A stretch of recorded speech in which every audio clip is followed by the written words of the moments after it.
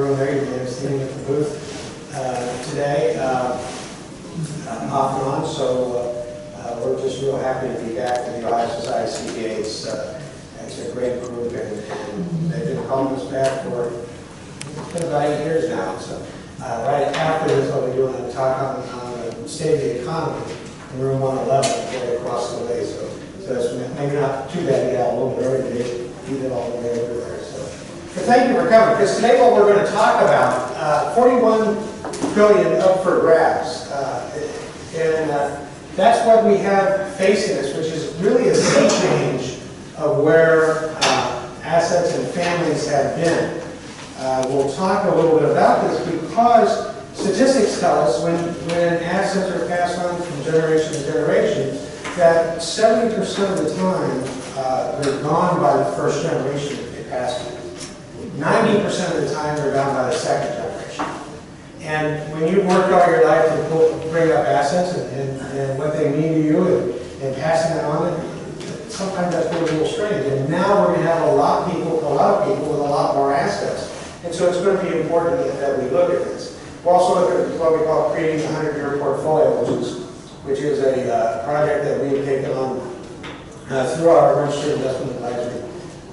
That's near and dear to our hearts, and we'll talk a little bit about that.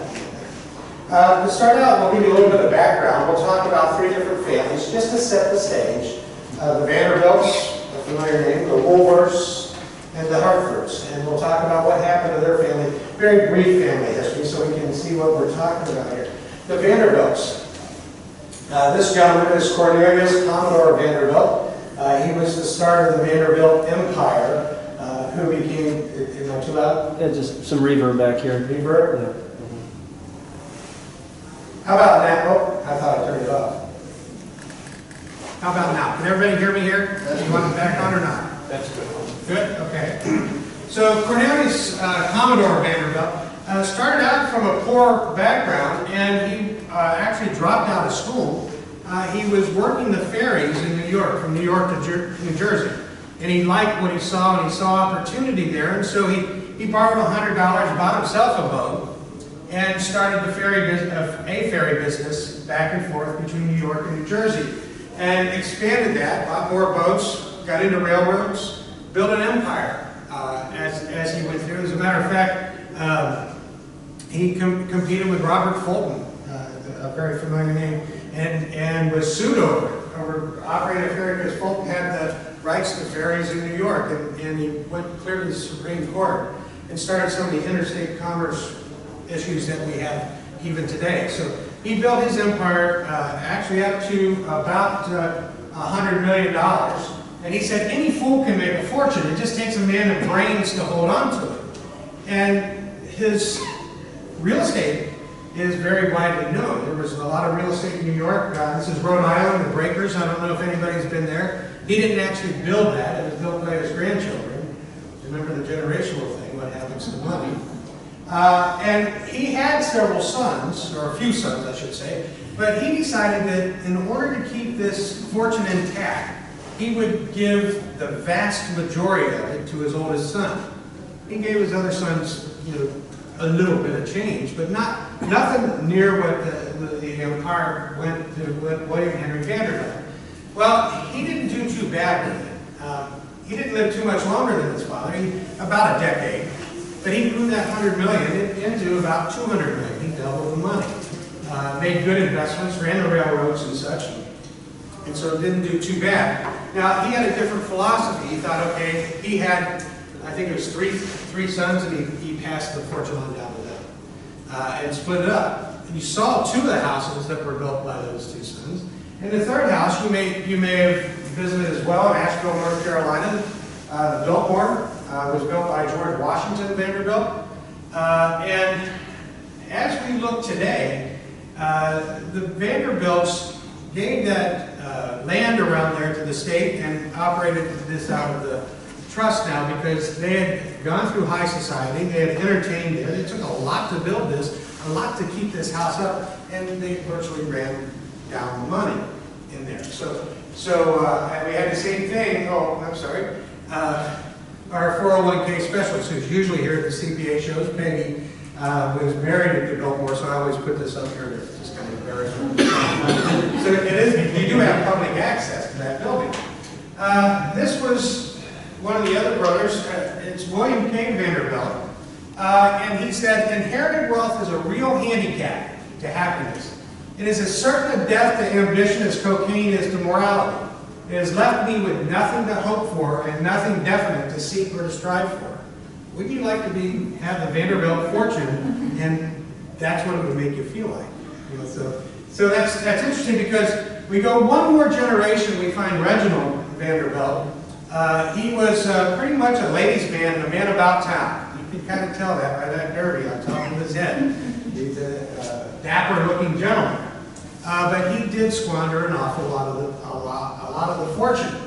And so this fortune that the Commodore had built up has slowly depleted. Now, Reginald had a daughter, Gloria Vanderbilt. Yes, that Gloria Vanderbilt, one of the fashion industry. And she had a son, Anderson Cooper, who has said, my mom's made clear to me that there's no trust fund. There's nothing left. Of course, Anderson probably can make it on his own. But this fortune that came down through a few generations has evaporated at this point because of lifestyle and because of poor investments and such. So there's nothing left of what the Vanderbilt, Cornelius Vanderbilt, who was one of the richest men, was definitely the richest man in the country and one of the richest men in the world at the time that he amassed his fortune. The Vanderbilts didn't even make fortunes richest families in America when they first came out with it. Let me switch gears to the Woolworths. Anybody remember the name Woolworth? Okay, sure. The Five and Dime. How many are old enough to remember Five and Dime? A couple of people didn't raise their hand. But yeah, Woolworth started the Five and Dime store and became an empire across the country in retail. Frank is there, and he had a daughter, Edna Woolworth Hutton. She had married Franklin Wallace Hutton. She didn't listen to her dad about the money, but she listened to him. Because when E.F. Hutton talks, everybody listens. That's E.F. Hutton. So she married him and had a daughter there. She had a very high society activity, but she died when her daughter was about 5 years old. Okay? This is Betty Hutton, and some of us are old enough to remember Betty Hutton. She had a very illustrious Hollywood career. She had huge parties, traveled through Europe, had several husbands. There's one of them there, and failed marriages. And when she was 5 years old, she had $900 million in a trust fund. Nice thing to start out with. When she died, she had $3,500 to her name. She died of a heart attack at age 66. 900 million to 3,500. So we know that this can be done to go through the money. I had someone tell me, you give me that kind of money, I'll never be able to get. I'll buy you a boat, I'll buy a car, I'll buy you a plane, I'll go build a house. And I said, that's exactly how it happens. I've had people that inherit, I have had recently a young couple that inherited her mother's money. Her mother had slightly north of $1 million. And when she got it, she immediately said, great, I can quit my job and buy a bigger house.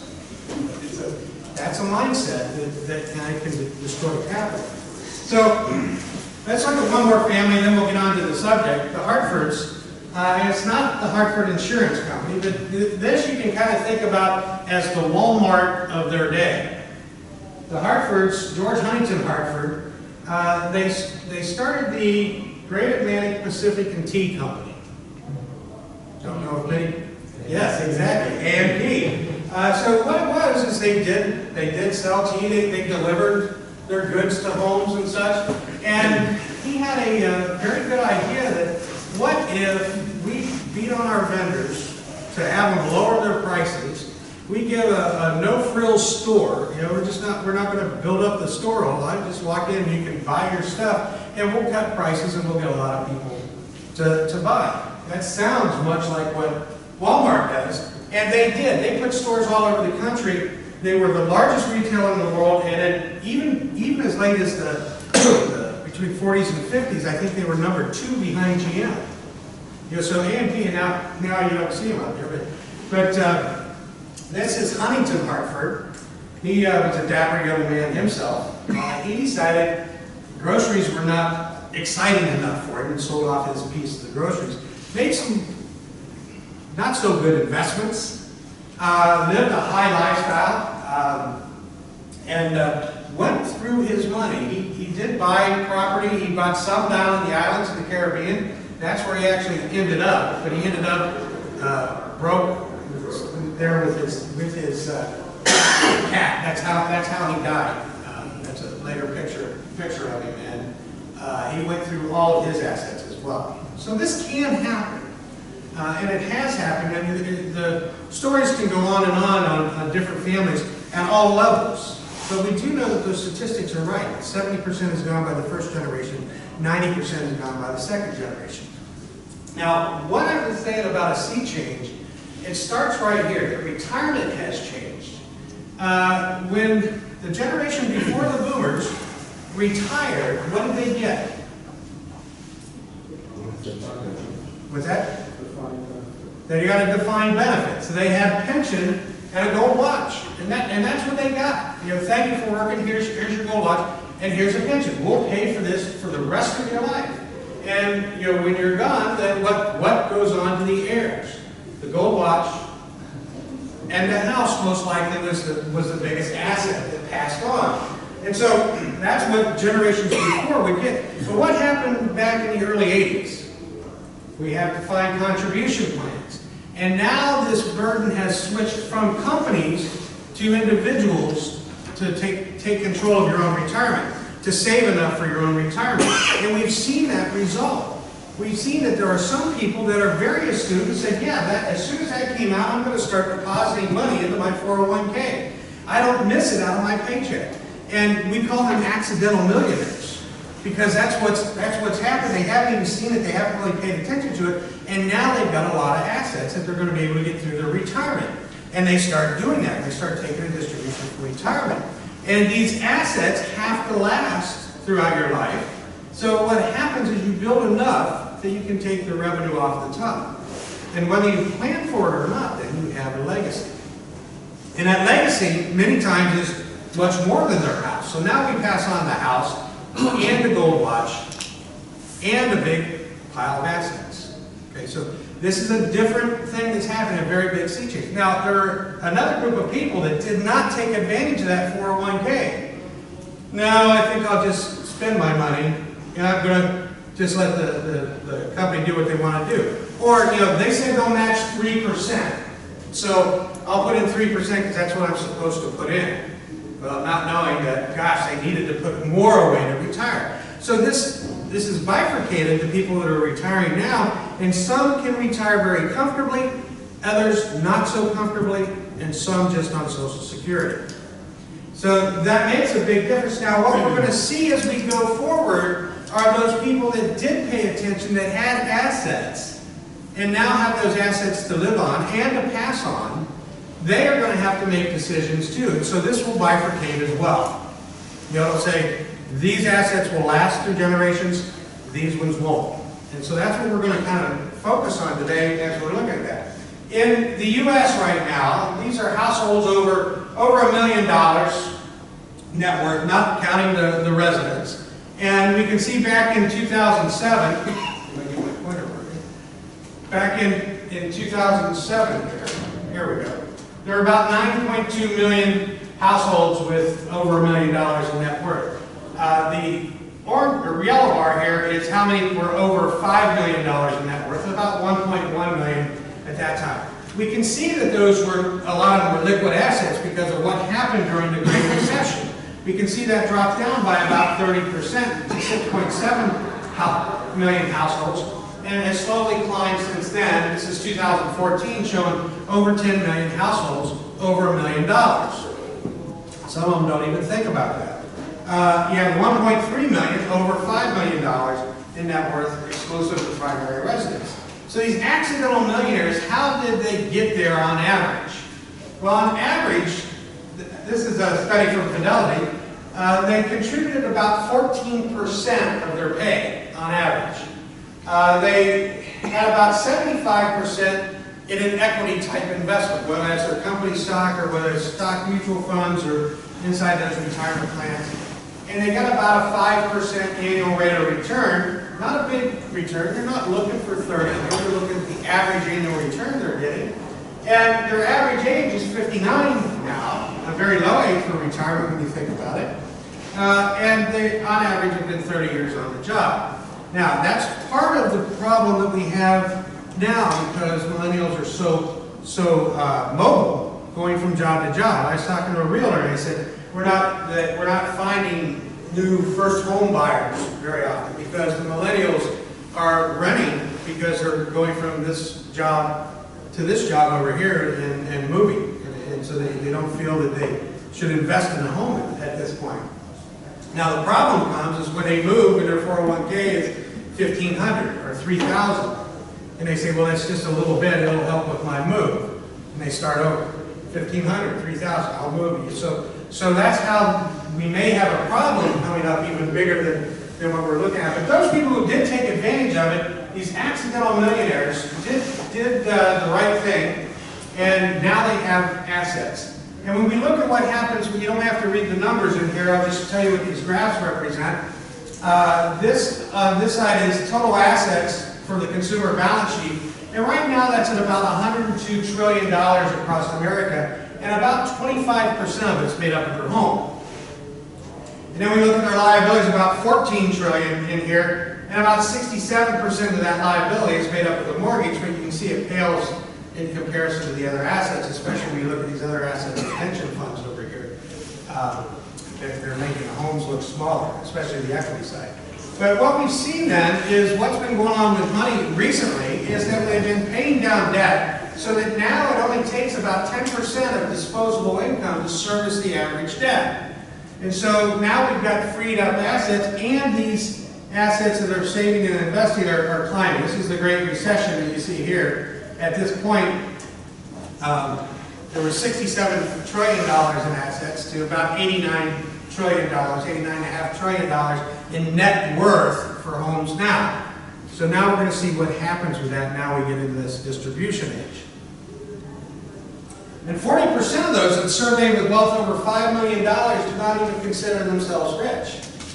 You know, when you think of how many people in America have that net worth, they are rich. You know, but they don't even think of that because of how they got there and because of what it represents to them and what they do with it. Now, this is the generation that's gone through and changed everything. You know, this is the generation that has the 401ks or started the 401ks, the baby boomers. We've always referred to them as the elephant through the python. You know, the python that would swallow an elephant, that's kind of what it would look like going through there. And these are people that were born between 1946 and 1964, are that large portion of the population. And now over 10,000 people a day are turning 65. And so now we're moving into that other generation. But that python was hungry and ate another course.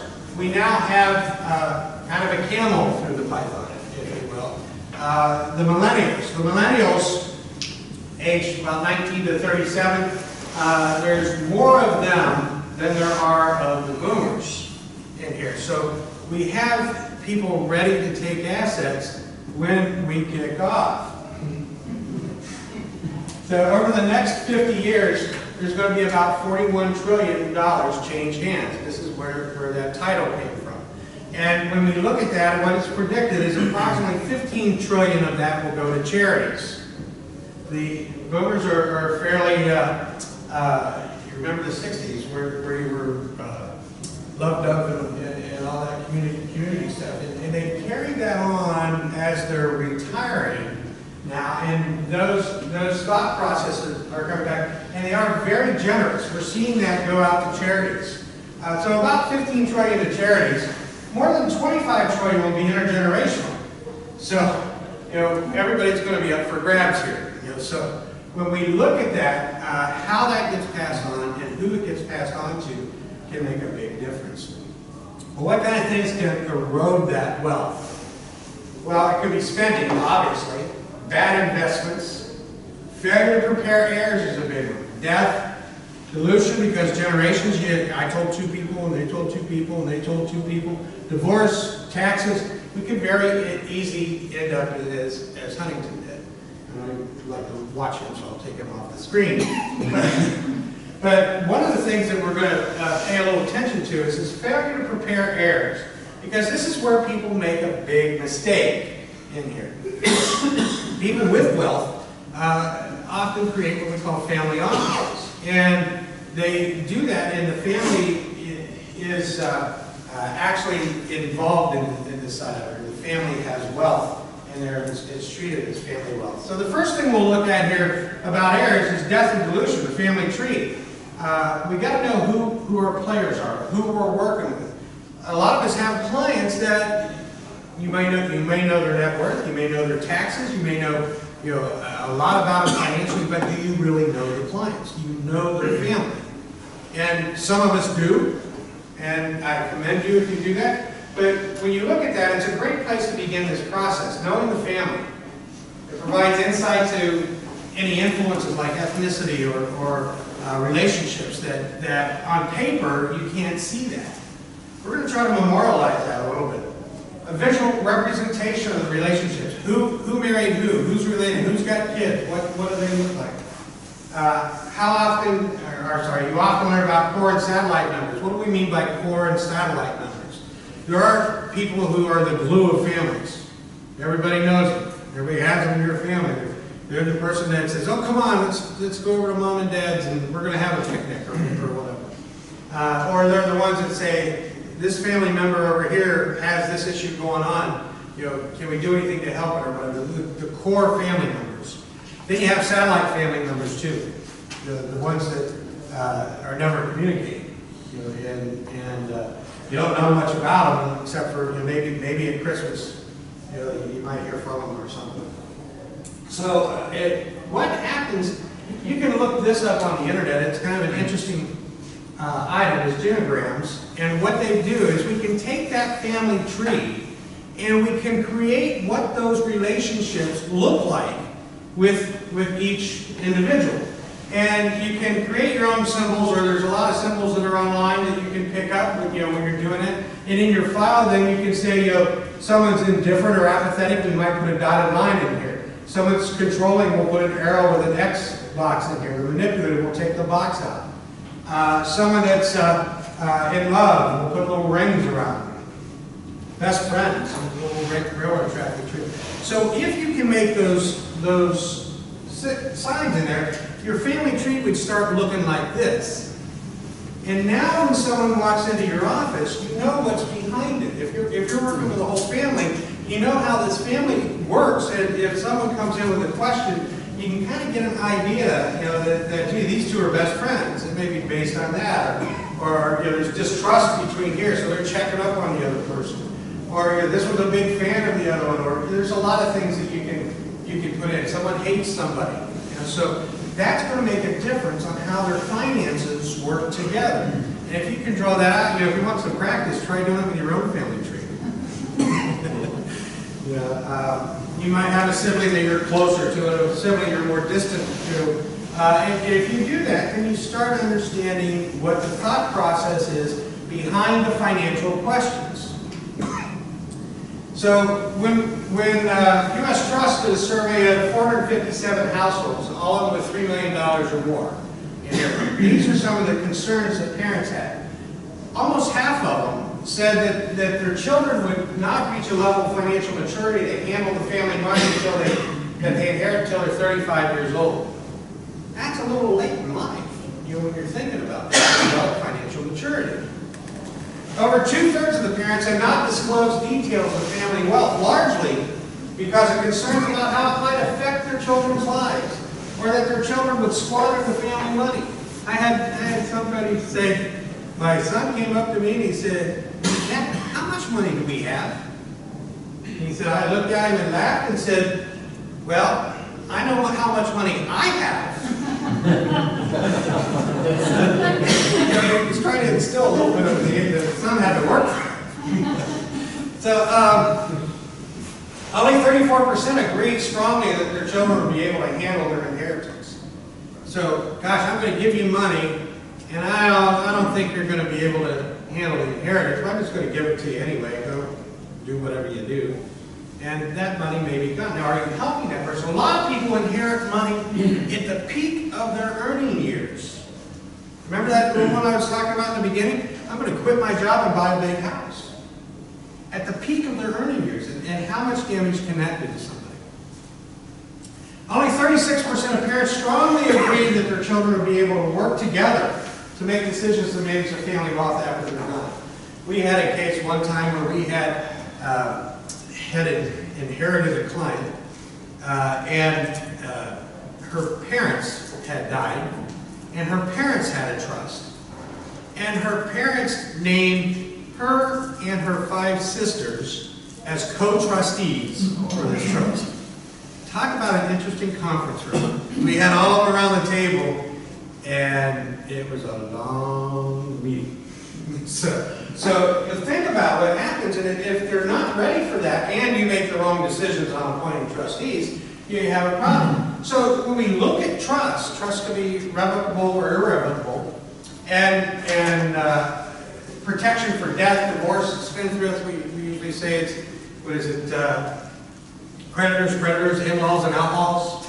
You know, we're going to protect from all those. It used to be so much that it was taxes. Remember when you had you would separate out by the uniform credit and all that? And but not so much anymore. What is it, 10.8 million that you can pass when you do spouse, you cross that over. So there's not a whole lot of families that applies to for taxes. But it's control of the assets beyond the grave. That's a very important aspect of this. Also, the fact that it's a private document. You know, the ambulance chasers that go downtown to probate, they can find out who got what and how, but if they're in a trust, they don't. FDIC insurance, that can make a big difference because now you can multiply the amount of your FDIC insurance by the number of beneficiaries in the trust. So now you can have more insured assets such as that. QTIP, qualified terminal interest property provisions. We may have a lot of second marriages now. You know, those second marriages may still have first children. Now, what happens if I leave all of my money to my spouse because I want her to be able to live, and she doesn't like my daughter because they had a fight when they were in homeroom in college or in high school. So, so now she says, I'm going to cut her out. Okay, so this is to protect against that type of thing. Some sample tax considerations. So when we're working this, if we get a longer term view, you can roll in different items such as this.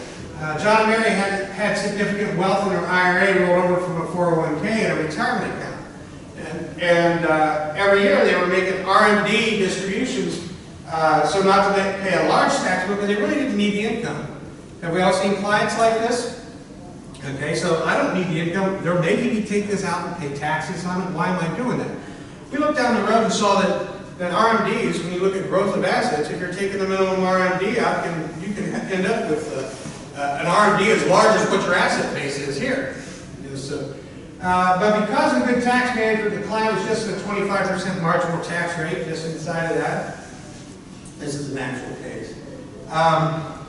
John and Mary contributed $10,000 a year in contributions to various not-for-profit charities, offsetting a good piece of the RMD. They had that as an itemized deduction, their charitable contributions.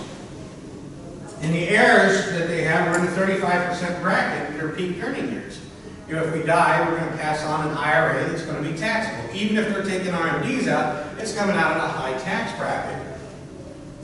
So what we did is we contributed $100,000 of depreciated non-qualified assets, not the ones in the IRA, but non-qualified assets to a donor-advised fund. They didn't have a family foundation, so those are fairly costly. If we have a family foundation, we would use that.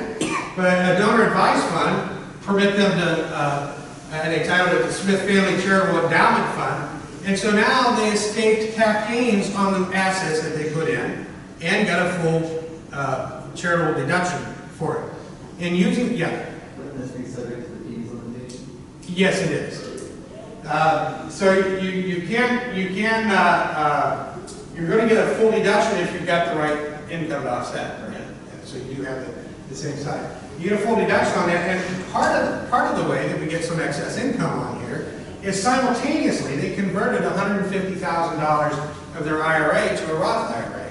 So we're creating $150,000 of excess income on here, offsetting that by $100,000 on the contribution. And so effectively they paid taxes on $50,000 at 25% marginal tax rate, or approximately 8.3% on that conversion. Now, you don't often get that in those conversion software, because they'll look at what's your tax rate now, what's your tax rate in retirement or years later, and they leave out all the planning stuff. So if you're looking and saying, I'm planning for down here, now I can make other decisions that may cost me taxes now, but in the family sense, RMD for succeeding years is reduced because there's no RMD on the Roth IRA. Future growth of the Roth IRA is tax-free now, and the annual contributions are made from the donor advised fund on the same schedule that they had. So they didn't give it away to charity totally. They either put it in their own family foundation or they put it in a donor advised fund and give it out to the charities as they would, $10,000 a year. Doesn't change that at all. The family can be included in the philanthropic decisions of the family meeting. This particular client has a home in Michigan and a home in New Orleans. And every Christmas, the family gathers at the home in New Orleans. And one of the things they do for Christmas is decide who's going to get a gift from the donor advised fund or from the family foundation here. The inherited Roth IRA, while having RMD for their heirs, has zero tax. Thus, escapes to the 35% income. Or they can pull the entire thing out, all the growth is tax-free on that. And the family charitable fund leaves a lasting legacy in mom and dad, which are heirs now advise on and give gifts. Now this donor advised fund, once the family sees this and you set a philanthropic goal, they can also contribute to it. And they can then take a tax deduction on their own income taxes. And now this becomes an important part of the family. It can be employed at any level if there's collateral tax issues. We saw, this isn't so much for that same type of situation, but we saw someone that was in a zero tax bracket. And the CPA said, well, why do I want to convert any of my IRA to the Roth IRA because they're in a zero tax bracket? Well, again, when it's inherited, it's not going to be in a zero tax bracket. But furthermore, when you look at that, if you had a husband and wife, and they had pension income, in this case it was the husband that had pension income, they both had Social Security, and they were using standard deductions on here. So what happens was, the husband dies, the pension drops down to 50% in income. The Social Security, you drop the lower Social Security. So now there's an awful lot of missing income in here. And by the way, the hurdle rate for taxable Social Security drops as well. Now down to $25,000 of income. And that standard deduction gets cut in half and the exemptions get cut in half. Now, if he died in this situation, where is that money going to have to come from? It's going to have to come from the IRA. It comes from the IRA, it becomes taxable, pushes Social Security taxable, not as much to write off against it, and now you have a taxable situation on a couple that was in zero. How did we fare for that widow? So this might be a case where you fill up that tax bracket, or even look for that lower 10% bracket to say, let's get as much of this out of here as we can at a low tax rate now, and save us a lot later. Wash, rinse, and repeat. So we may just fill up the zero and just keep doing it. AMT is another thing that as we start looking longer, how many have clients that get upset when they're in AMT? Okay.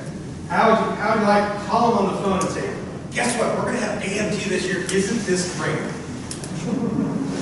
I can show you how. So what happens is we have, and I know I'm preaching to the choir on how AMT, so I'm going to very oversimplify this AMT discussion on what AMT is. But basically, we have a progressive tax rate. So 0 to 18,450 is taxed at 10%. for $1,845 in tax. From $18,451 to $74,900, taxed at 15. That's another $8,400 in tax. So our average tax rate over that $74,900 is only 13.8%. All of our tax packages show that. They show what the marginal rate is, and they show what the average rate is. They ignore whether Social Security is taxed. The next is at 25% for $19,000 in tax. We're now at a 19.5% rate. Up to 230, you get a 28%. So that makes our average 21. To 411, we're at 33%. Makes our average 26.8. And the 464, 35% pulls our average in right around 28%, or 27.7. And then beyond that, we have 39.6%. So we're going to approach that 39.6 the more that we put in this bucket out here. But when we're looking at that average tax, that's important when we're looking at AMT. Certainly we take our tax preference items off. We have our exemption amounts. But then really what, it phases out at certain incomes, we all know that. But then what happens when you explain to a client what AMT is, it's a shadow tax calculation that we have to do alongside the normal tax that we just saw. And what they do is they take off these high tax rates for us. And what they're trying to do is get us to an average rate of 28% by saying all of this income down here, 0 to 18, 18 to 73, we're all around 26%, and then up to 226 starts into the 28. The amount that was up here at 33% is now taxed at 28%. And the amount at 450 up to 457 is taxed at 28%. So now if I've got somebody that's in a higher tax bracket, let's say they're a 33% tax bracket, hit with AMT, I can say let's keep dumping income in until we get out of AMT. More income I can dump in, and I get taxed at 28%. Is that better than 33? Better than 35? Yeah. Now I've got to act compliant. Oh my gosh, I got hit with AMT. Let's go for it. So you got to do this calc before the end of the year. But we could, once we're there, we could fill up as much as we can until AMT goes away. We can exercise options. You know, they've got stock options that are there at the company, and they're worried about exercising them because of taxes. You know, so let's put some money in. We could convert an IRA into a Roth. Let's put some money in, and your client's happy. They're happy because they got AMT. Why? Because we're taking this longer look on here. You know, because if we take it out later, we're still at this higher tax bracket. So this is just a sample of a couple strategies you might look at with clients and taxes as you start looking longer in there instead of what we have in this current year. But this is what the crux of this is all about. This is what we're going to be talking about. Is what clients really want to pass on. 32% of them say they want to pass on their financial assets or real estate. 32%. That's about a third of the clients. That's what they're concerned about passing on. 43% say they want to pass on the personal possessions that have emotional value. Mom's grandfather clock. You know, that's going to go to somebody. You know, whatever you come up with that have an emotional attachment. We're going to. That's all the stuff that goes on that trust page. It says other items that they can change while they have the trust. Because Bobby didn't come over for dinner. Instructions and wishes to be fulfilled. 47%. Boy, that's a nice place for a trust to help with that. But then the top item that they want to pass on are values and life lessons. You know, the idea is that advisors always spend this down here in these assets. You know, how can I get this through without taxes? That's not what your clients are looking for. What they really want is values and life lessons. So if you're going to be a fiduciary for them, you want to make sure that you're paying attention to what they want and what they need. That's a big diagram to internalize. So high net worth families believe it's important to teach children to manage wealth. This is from U.S. Trust. Encourage entrepreneurial values in children. Why would a high net worth want to do that? Well, we saw some of those millions being built off entrepreneurial values. Even you can even access that as entrepreneurial values once you're in a company. And that's an important thing to pass on, 87%. Impress on children the importance of philanthropy. You know, this is one thing that I hear from a lot of clients saying that these types of things are important to me. My kids just don't care about that right now. So I want to talk about giving back. Teach children social responsibility, much the same thing. Noblesse oblige. So, Antonio Lamborghini, I hope my values are understood and internalized by my children, and that they'll want to continue 200 years of family legacy. He's not talking much about his assets there. He's talking about his values. You know, this was the family of the 50s. A few of us remember that. What was the series called? Father Knows Best. Yeah, I remember Kitten and Bud. I never remember the daughter's name. Anybody remember that? No. I remember Kitten and Bud, though. They always got in trouble. But then that progressed. Let me see. What's this series? Family Ties. And Alex was the right winger and his dad was the left winger, and you know, so we had a little bit of conflict here back and forth, and people had a little more independence in that type of a family.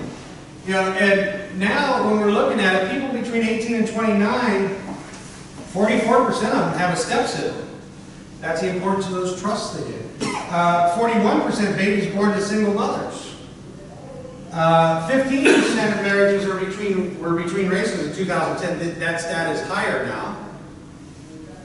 And the modern family looks more like modern family. Okay? So they're not too far off from the truth, because this is what a family may look like now. And so now these issues of passing on values become tougher in this sense. Different than when we were growing up.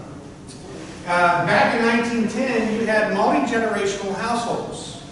Grandparents lived with parents, lived with children. Once we got into Social Security, now grandparents had enough money to go out on their own and such, if money was the issue. So we split up and had launched households. Grandparents and kids both launched in the 80s. The baby boomers left the household early. Now we're back to more multi-generational households. You know, our kids are still forming households. It's just in our basement. So you have that. You don't have a launch as quick. As I mentioned about the realtor that was saying that millennials aren't buying as much as they are renting. We find a lot of millennials moving in with grandparents. It's interesting because grandparents have the wealth. So we'll see what happens there. Andrew Carnegie, and I hope later if somebody quotes me and I say ladies and ladies and gentlemen becomes a derogatory term, you know, that you can go ahead and change the words or something. I didn't change any of the quote words, so don't blame me if I sound sexist. He said, the parent who leaves his son enormous wealth generally deadens the talents and energies of the son and tempts him to lead a less worthy life. Andrew Carnegie, who certainly had a lot of wealth and a little bit of insight on that. So what do parents ask? This is from UBS. 57% ask, is teaching my children about wealth putting too much emphasis on it? That's a big concern for over half of the people. Am I making them think about money if I'm talking to them about money? Well, you are if you're just talking to them about money. If you're talking to them about values, there's a difference. 63% ask, how can I instill drive in my children without putting them under pressure? This might be one of those participation trophy questions. 58% ask, can I give my children the best opportunities without giving them too much?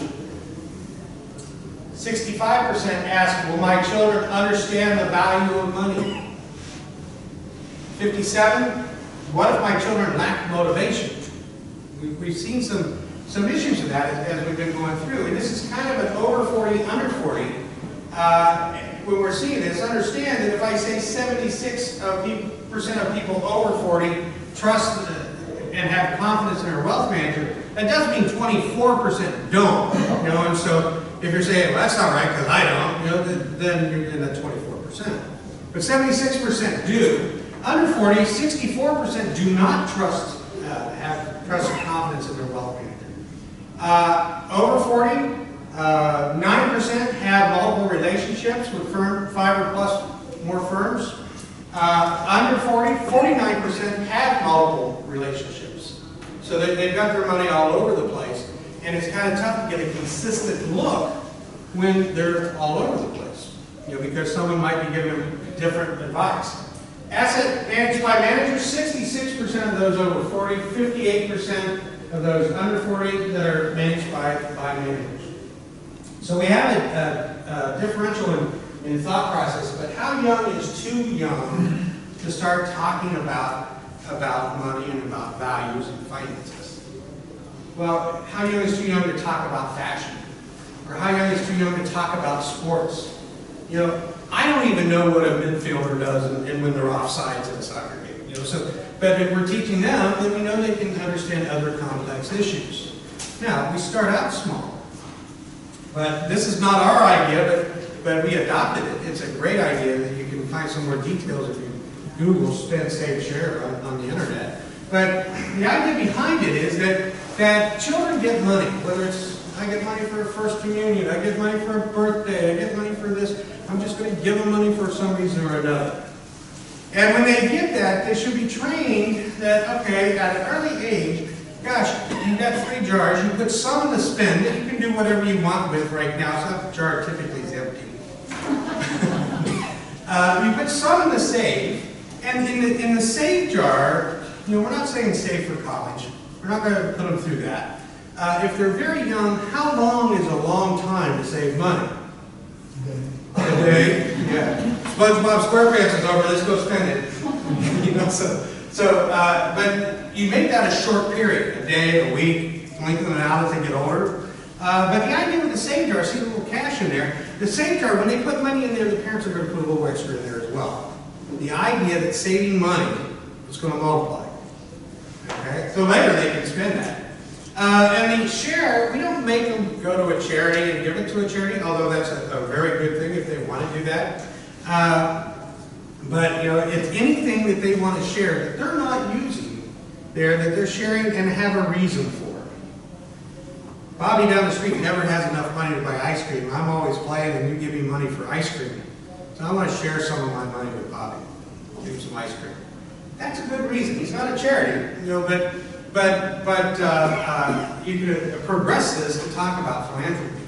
Now, the same thing with the share jar. You add a little bit to it because philanthropy does work as you give it away, as you share. So so you can have this developing this financial IQ on the vertical axis here, and we'll put the ages across the horizontal axis, from preschool to childhood to adolescence, young adulthood, adulthood, and you can start progressing these from a very, very young age. At preschool age, even they can look at how much things cost. Gee, I'll put 3 Happy Meals out there to a state. Say, it costs 3 Happy Meals to get this steak. Or I'll put an Xbox out here, we've got 10 Happy Meals. So do you want to go without eating for 10 days and get your Xbox? But how much things cost is very, very easy to get in. And then, allowance setting goals, I guess I should say goals. Spend, save, and give. That spend, save, and share side of it fits in here as they get old enough to understand what that is. Allowances, some of you give allowances, some of you don't. I grew up, I never had an allowance. My parents always said that their chores were a family obligation. But we got money other ways, for things that we did. So whether you use allowances or any other thing, we can start setting goals in here. Maybe they're saving, you're setting a goal, and maybe they only have to save for a week, but gosh, they want to buy something with that saved money. We're getting close to that goal. So we put the banking, power of compound interest as we get through childhood. Understanding what a bank account is, it'll have to be a custodial account as you do that, but seeing that on a savings book, or something, they can start to understand that. Work, taxes, economics as they get into adolescence. So now, gosh, yeah, you're going to work and you do have taxes, and this is how all the items fit together. Use and cost of debt. I've seen people use and cost of debt by giving credit cards with a limit, by giving debit cards that the parents put money in initially, and then make sure that the child replenishes it. You're going to take it out of your savings jar, your spending jar, and pay back that debt that was in there. However you want to focus that, you can get these across. Now, wouldn't it be nice if some of the young adults that get themselves in trouble with that had learned that at an earlier age? Investment alternatives, philanthropy, investment management. You know, as they get old enough to understand what that share jar really was and how this works and how philanthropy works. Wealth transfer solutions and living in the state, as we're getting into adulthood. How much easier is it to have that discussion about family finances if we've taken this path all along the way? So this is a thing that can start at an early age and go through, but it's never too late to start it. So don't think I missed the boat, so I can't do that. But there are ways to teach those things. Building a 100-year portfolio. You know, I've had people in the office that had a trust, and we've gone through the trust, and we've gone through the investment management, and we've made sure that their retirement's secure. We make sure their health care is taken care of. And then we say, let's bring in the successor trustee, because we want to tell them what we've been doing here, how you manage money, and how you want to be taken care of should you be incapacitated. What's important to you? Oh, I don't want them to know how much I got. You know, and you think about that for a second, you go, you got the wrong successor trustee. You know, if you don't want to tell them how you manage money, how do you expect them to do what you want them to do when they're in charge? You know, so, and that's more often than not you hear that. Okay, the 100-year portfolio, what we're talking about here is we start with what we call a foundation interview.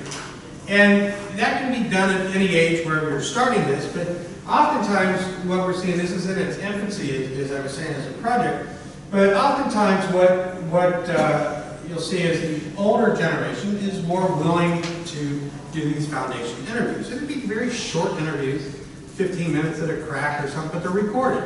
And so everything's going to be in there, like, you know, what we'll cover values, but we'll also cover what was your first recollection of money? When did you first understand that there was money out there? And then how did you get your money? What do you do with your money? What's it mean to you now? You know, and where is it going? But we'll take that foundation, those foundation interviews, and we'll create a family mission statement. That mission statement is going to say things about how we celebrate each other, how we support each other, how we help each other up, and so on, and give some ideas of what is this family about. Characteristics in here of a family mission statement: it should be ethical, or at least follow your family's ethics. I guess if you're Bonnie and Clyde, you'd have a different type of ethics that you would talk about money. But it should follow something about your family ethics.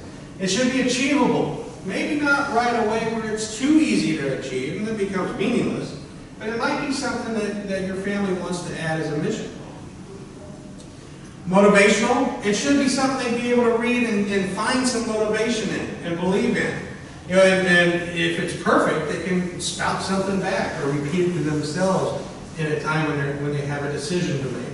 You know, some people will take these family mission statements and they'll put them on a wall so when the kids come home, they can see it all the time. They're proud of it. Define the family's goals, values, strengths, weaknesses, priorities. What's the most important thing to you about your family? These are questions that we would ask. These are just a sampling of things. What are each family member's most important values? What does everybody bring to the table? Describe important qualities and characteristics that members of the family should possess. What characteristics do you want your children and grandchildren to have when they grow up? So these things become very, very important to us as we're going on. How do you build relationships on your family? In here, we're going to find out a little bit more than what you're going to find out with a financial questionnaire. You know, because now you're going to actually know that person, and you're going to know that family as you look at it. What's the main purpose of your home? Is it a gathering place? Is it a place to sleep? Is it a rest stop between trips? You know, what does your home mean? You know, and oftentimes we'll find clients that say, I want to move out of my home, I want to move in a retirement community. And what do the kids immediately do? Can't sell a house. And I'm coming home every Christmas. You sell that house, I'm going to be a stranger's house. I don't even know what to get them. I don't know what they like.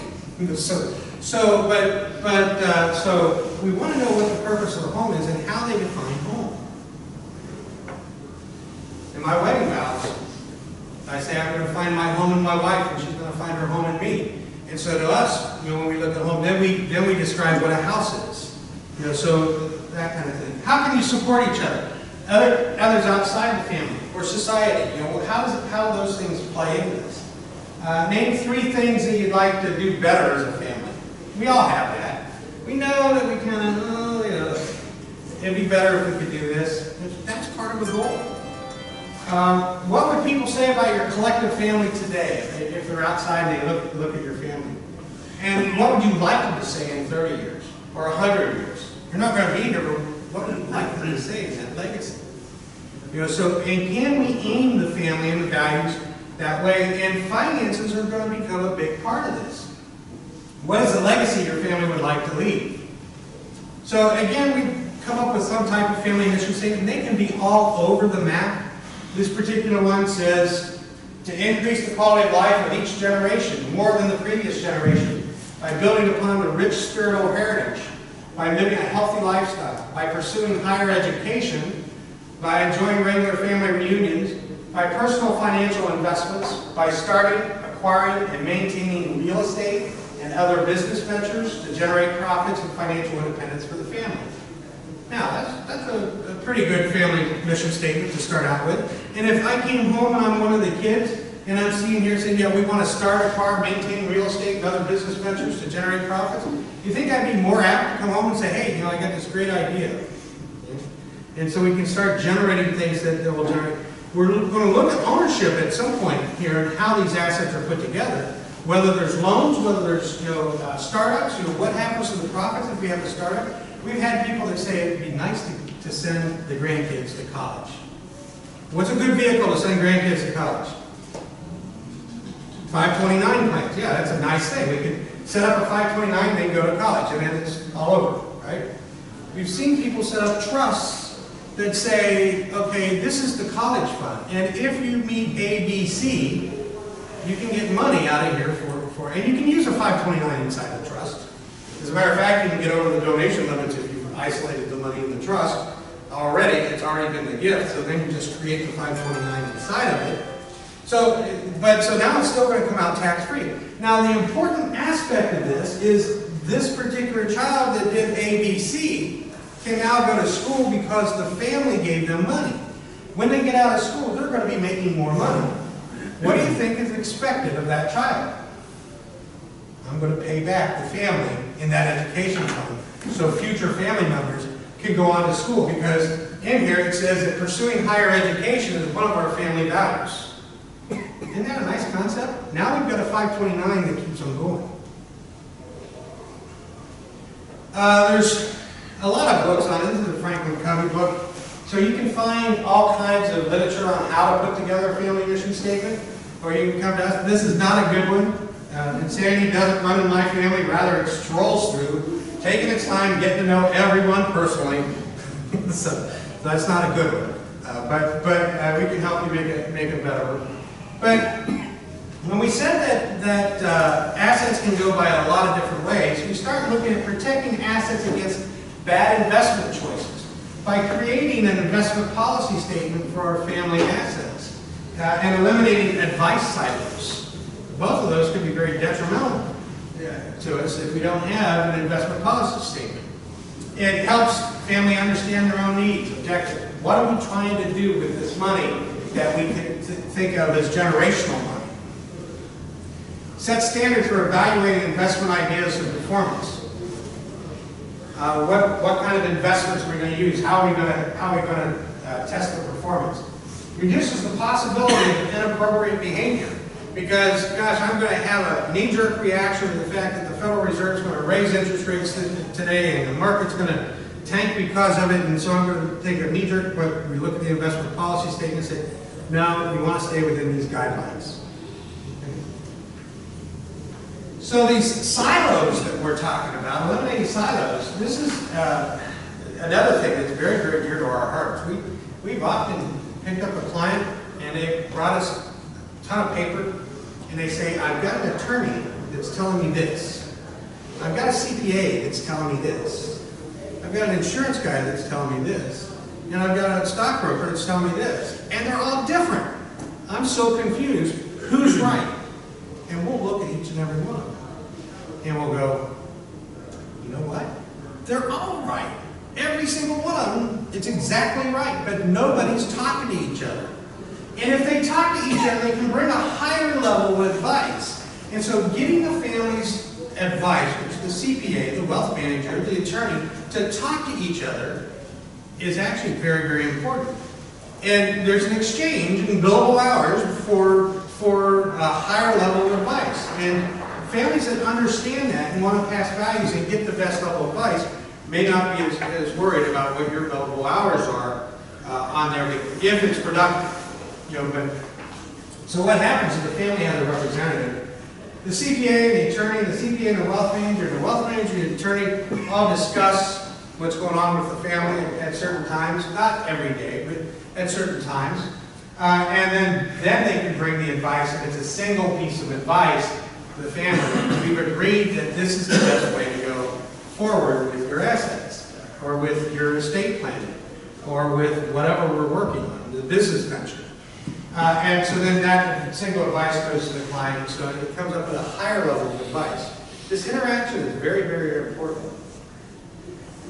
Warren Buffett. I want to give my kids enough so that they could feel that they could do anything, but not so much that they could do nothing. Makes a lot of sense. And he put his money where his mouth is. And with the Giving Pledge, Bill and Melinda Gates and Warren got together and they said, we're going to give a very large piece of our assets to charity. And we're going to try to get other millionaires and billionaires to give assets to charity. And so they allowed me to talk to a few of their friends. And they talked to a few of their friends, and so on and so on. There's over $300 billion in assets now pledged into this Giving Pledge, where it will go on and help philanthropy throughout the world. And it doesn't leave these people destitute. So it is, philanthropy has a place. And I'll guarantee you that as they use philanthropy, there are ways to help themselves along the way while they're helping others.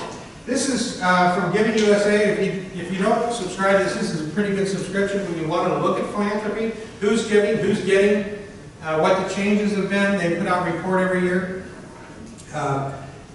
This is on right here. I've got up here 2014 contributions, $358 billion by source. 72% of it is individuals. So the bulk of this over here are individuals. And if we would add bequests to it, which I would consider most of that individuals as well, now we're up to 80% comes from individuals on giving. So we know what's happening out there.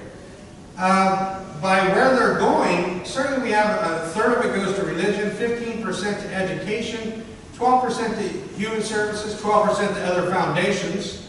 And what happens as you see the economy grow and shrink, get better, get worse, what you find are items like this, like arts and culture, environment, animals, they typically are the ones that grow and shrink the most. We'll see the religion and education typically stay up there quite a bit, but they do shrink some, but most of your shrinkage comes from these over here where we're giving. When we're going between 2012 and 2013, the changes in total were up about 1%. When we go through 2013 to 14, they were up about 7%. When we see where these percentage increases come from, requests were a 15% increase between 13 and 14, and individuals 5.7% increase. So corporations had 13% increase there, but on those times when the economy's not doing as well, 12 and 13, requests went down slightly, but corporations are where they take it on the chin as far as contributions. But individuals still hang in there. We saw individuals go up 1.5% in those years.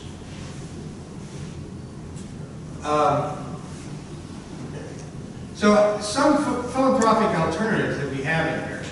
We can do direct gifts, cash, various classes of property, life insurance, real estate. So we can, if we're doing direct gifts here, we can tell people how much are you giving. Well, let's look at an appreciated asset. You had that stock forever and you won't sell it because you're going to have to pay a lot of taxes on it. So let's take some shares of that and let's donate that. You don't have to pay cap gains, you get a full deduction. So looking at even just things like that to help your tax plan. Philanthropic structures, donor advised fund, which we were just talking about, community foundations like the Columbus Foundation, supporting organizations, that could be associations or whatever. Split interest vehicles, where we give some to the charity and some to us. A charitable remainder trust. We're going to put money in a trust that we say we want income throughout the rest of our lives. So if I sell a business, if I have my stock in this charitable remainder trust, and now I sell my business, remember that huge capital gains that I'm going to have to pay on? Well, it's taxed like a charity now. How much does charity pay on that? Nothing. So now I sold this in here for zero tax in here. Now what I do, I gave away the asset. But I got a tax deduction for that. Now I'm not going to give it away until I die, so it won't be the full value. It'll be a lower value tax, but I'll get a tax deduction. And by the way, I set this up so that I'm going to get 8% off of it until I do die. And the amount that you pull off of this charitable remainder trust, the higher the percentage, the lower the tax deduction, because they figure you have less left. But that will help you continue out your lifestyle without you're using higher assets. You need to pay taxes on it. A charitable elite trust is just the opposite. What happens there is we're going to put money in trust, and I don't need that income, so I'm going to give it to the charity every year for so many years, and then the remainder comes back to my family. And there's some tax advantages in doing that as well. Pooled income funds or charitable gift annuities. I can give money to a charity and have them create an annuity for me coming back. Private foundations, we can set up a private operating foundation or a private family foundation in here. Typically there's expense here, so if we're talking about that middle class millionaire, it might be a little pricey for them unless they've really got a long vision in there. But those with higher net worth, then this is a very valid thing, because there are some issues that private family foundations can do that donor advised funds can't do. Donor advised funds can only give to a qualified charity. Family foundations can give to further the purpose of the foundation. It doesn't have to give to a qualified charity. So there's a lot of ways that we can use philanthropy. Oh, there's one. Anybody go to the breakfast yesterday? The CPA Foundation does a lot of good work here, especially as we look at furthering education and such. And it's, is it 50 years old this year? Something like that. But it's an alternative. So you have a lot of alternatives. That ends my commercial. So the family philanthropy statement would be the third statement we had. So we had the mission statement, the investment policy statement, now we have a philanthropy statement that says what's important to the family. What kind of issues are important? Whether that's athletics and those things that further athletic competition, whether that's homeless and things that take care of the homeless, whatever it is, what's important to your family? And that's, again, something that the family can rally around, and something that the family can all have input on. Hey, Mom, Dad, what do you think about this charity? I'd like to give something to that. Make a case for it. We'll come down to that family meeting at the end of the year and make a case for that. And now, what's that doing for citizen involvement for philanthropy and education? So you schedule that family meeting, you make it comfortable, you make it a safe space. Anybody can say anything in the family meeting. Everybody's got to leave the egos at home. That's a tough part, but you have to create it as a safe space and have everyone attend the meeting. And so everybody has to come in that's going to be involved. Remember that family member that's on the outskirts, we try to get them involved. Have an agenda. So we're not just meeting in how's everybody been doing this week. We have an agenda, what we want to talk about. And it may be this first family meeting we want to talk about this family mission statement. We want to involve you guys in what family wealth is and understand how that works. You may or may not have a facilitator. Remember those diagrams on how families are put together. In some cases, you don't want the patriarch to lead the meeting. You want the patriarch to participate in the meeting, so you want to have a facilitator. Other cases, You want the patriarch or the matriarch or the eldest child or the youngest child or somebody who's a natural leader to lead that meeting, but make sure that it's leading and facilitating, not leading and everybody else has to follow this. Vehicles for cohesion. The things that work in here that make this thing work are that recorded family foundation interview. That takes time. It's not a one-shot deal, because if it is, somebody would get way too tired. I'm done with this, go away. So you do it over a series of moments. You record maybe a 15-minute interview, another 15-minute interview, maybe a half-hour interview. Depends on who you're working with. And you know what? If this goes well, and the family buys into this, after a while, you may start those interviews at young ages. And boy, wouldn't this be interesting, because I know what my first recollection of money was. And I know what I felt like, but is it really? If I can look back and see myself say this, I can go, oh my gosh. And now it also might give me a little insight into my kids when I'm doing it. This is exactly how I felt when I was young, because we tend to say, I didn't do that. Like that. So as that project goes on, if the family really buys into this, then periodically you would make some recordings. Written family missions, investment policy statement, and philanthropy statements. These are important, that it gets down in writing somewhere, that everybody can internalize this. A regular family meeting. It doesn't have to be weekly, annual. You say we're going to get together sometime. Yes? When you have regular family meetings, do you invite the outlaws? The outlaws? What's your family like? You remember that diagram? Are you going to include them? If, let's say that you survive and your daughter dies, are you going to leave anything to the other parent of their children? What do most people do? It's all over the map. It's all over the map. So, some people say, no, this is just lineal. Now, let me ask you another question about just lineal. Oftentimes, well, now you have a lot of hyphenated names, so it's not as big an issue now, but oftentimes the name's carried by the male child. Now, I have 3 male children and 1 female child. Do I exclude the female child because she's not carrying the family name? No. Okay, so now you can see how this can get convoluted when you start looking at who should be in these meetings. Now, I would say that you would start with your central family, but I'll guarantee that, well, no, my wife would probably be pretty understanding, but I was going to say if my mom called a meeting about the family and excluded my wife as a member of the family, I don't know how she'd think about that. Yeah, that's varies from family to family. Coordinated team of advisors. This is very helpful, because you can have your family meeting among your family and then have your advisors come in later, or you can have like that diagram that we saw where you had a family representative that works with the advisors. Maybe still if it's your assets, it may be still you as you're starting out, you're the family representative, but at some point, you want these advisors talking about what you discussed in your family meeting. What's important to you. And a philanthropic vehicle, whether that's a private foundation, whether that's a donor advised trust, whether it's a charitable remainder trust, whatever it is, you want to have some philanthropic vehicle that will carry on that family value. These are the things that are on the top of that pyramid. What's important to us? So what's the values that we want to pass on? So as we're looking at that, it doesn't matter if you're the Father Knows Best family, or you're the modern family side. Starting with that interview along the way and getting that down, it's not as tough work as you think, because you don't start just with money. You start with values. You start with who are you, and what do you want to pass on? How endearing, for those of you that are in public accounting, how endearing would this make you to your clients? And do you think a client would ever leave you after doing this? Kind of tough.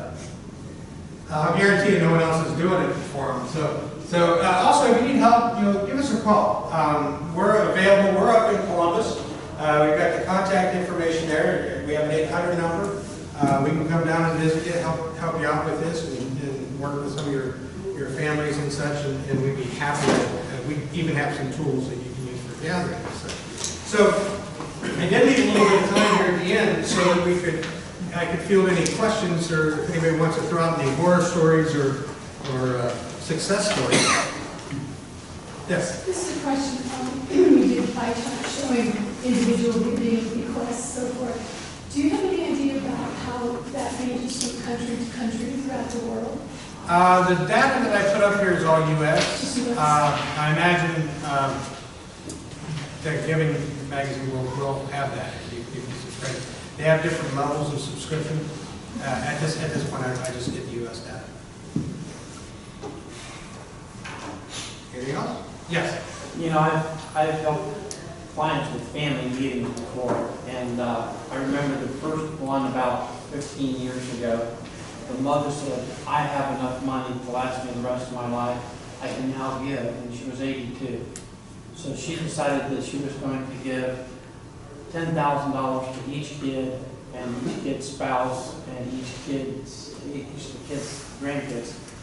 So she had 29 total, but she looked at each kid and she says, okay, Steve's single, and Bruce, you've got your wife and 3 kids.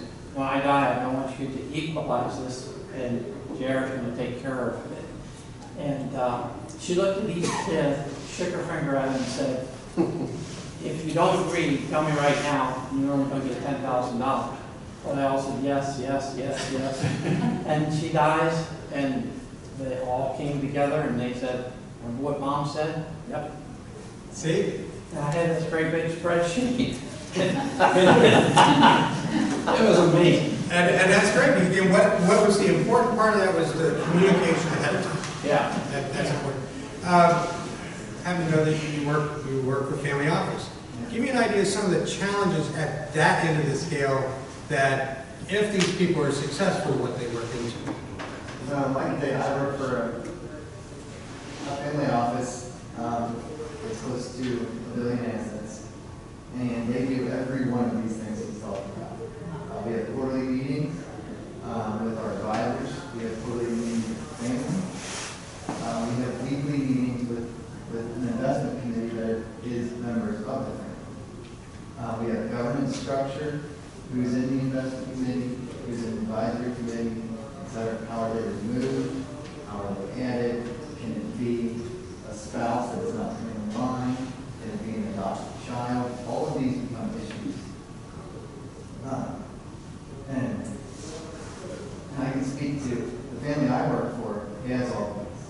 We have a spouse of him that I work for whose family also paid extremely well. They are a disaster. They had none of these. They started with probably 5 to 6 times the amount of income as the family I work for.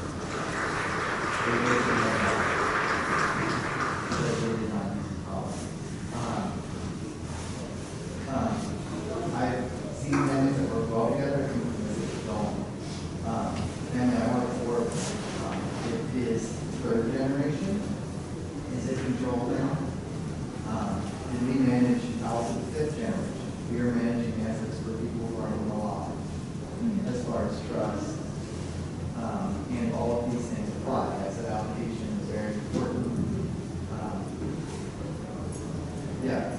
What he's saying is spot on. Now, the key is that when he's working with families of wealth, what I'm saying is the opportunity here is the same opportunity that individuals had when they changed from defined benefit plans to defined contribution plans.